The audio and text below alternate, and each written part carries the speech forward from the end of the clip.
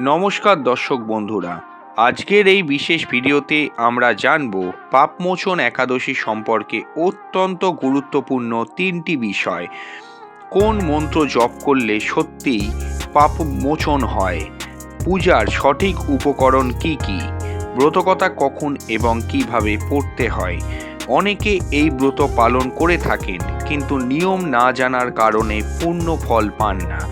তাই আজকের ভিডিওটি মন দিয়ে শেষ পর্যন্ত দেখুন।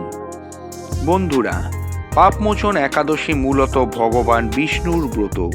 এই দিনে বিশেষভাবে পূজা করা হয় শ্রীহরির অবতার ভগবান বিষ্ণুকে।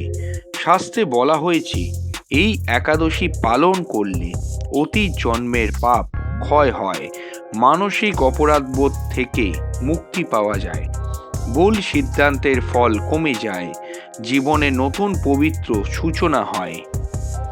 পাপমোচন একাদশীতে সবচেয়ে শক্তিশালী মন্ত্র হল ওং নমো ভগবতে বাসুদেবায় নমঃ। এই মন্ত্রটি 108 বার জপ করা শ্রেষ্ঠ।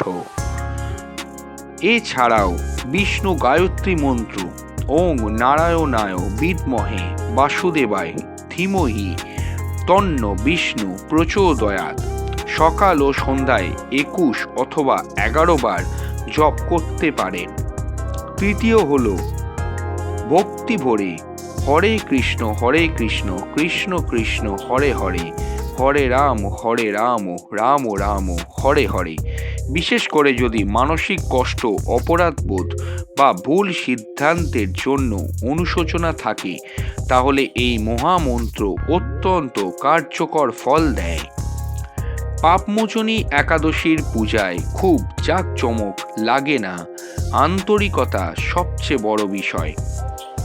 প্রয়োজনীয় উপকরণগুলির মধ্যে সর্বপ্রথম হল শ্রী বিষ্ণুর ছবি বা মূর্তি, তুলসী পাতা, গঙ্গা জল, ধূপ ও প্রদীপ, হলুদ বা চন্দন, ফল বিশেষ করে কলা বা আপেল, পঞ্চামৃত যেগুলি হল দুধ, দই, মধু, ঘি ও চিনি, হলুদ ফুল, যদি হলুদ ফুল না পাওয়া যায় সাদা ফুল, একটি পরিষ্কার আসন।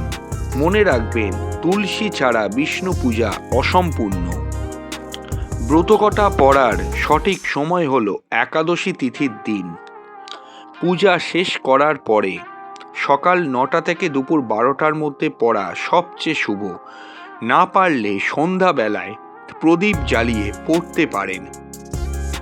পাপমোচন একাদশীর ব্রতকথায় বলা হয়েছে মেধাবী ঋষি ও মঞ্জু ঘোষা অপ্সরার কাহিনী। এই কাহিনীর মূল শিক্ষা হল কামনা মানুষকে পতনের দিকে নিয়ে যায়, অনুশোচনা করলে ঈশ্বর ক্ষমা করেন।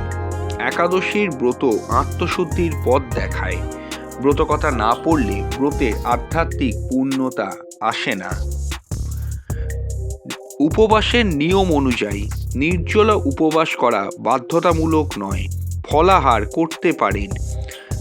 দিনে একবার নিরামিষ ভোজন করতে পারেন, তবে কখনোই ভাত, ডাল, রসুন, পেঁয়াজ, ডিম খাবেন না। এইগুলিকে কিন্তু বর্জন করুন।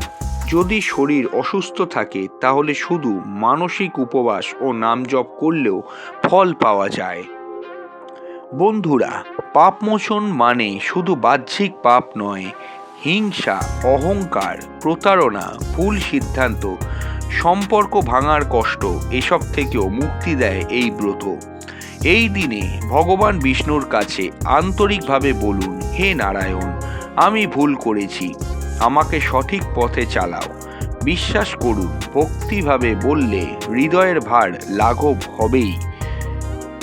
পারণের সময় হল দ্বাদশী তিথি সূর্যোদয়ের পর সকাল 6টা থেকে 9টার মধ্যে। পারণের আগে ব্রাহ্মণ বা গরিবকে দান করলে ফল বহু গুণ বৃদ্ধি পায়। যদি আপনি জীবনে বারবার ভুল করছেন, সম্পর্ক নষ্ট হচ্ছে, অপরাধ বোধে ভুগছেন, মানসিক অস্থিরতা বাড়ছে, তাহলে পাপমোচন একাদশী টানা 3 বছর পালন করবেন। আপনি নিজেই পরিবর্তন অনুভব করবেন।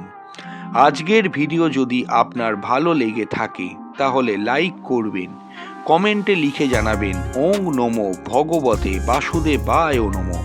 আর এমন আধ্যাত্মিক ও জ্যোতিষ বিষয়ক গভীর ভিডিও পেতে আমাদের চ্যানেলটি সাবস্ক্রাইব করতে ভুলবেন না। পরের ভিডিওতে আমরা আলোচনা করব পাপমোচন একাদশীতে কোন দান করলে সবচেয়ে দ্রুত ফল পাওয়া যায়। নমস্কার।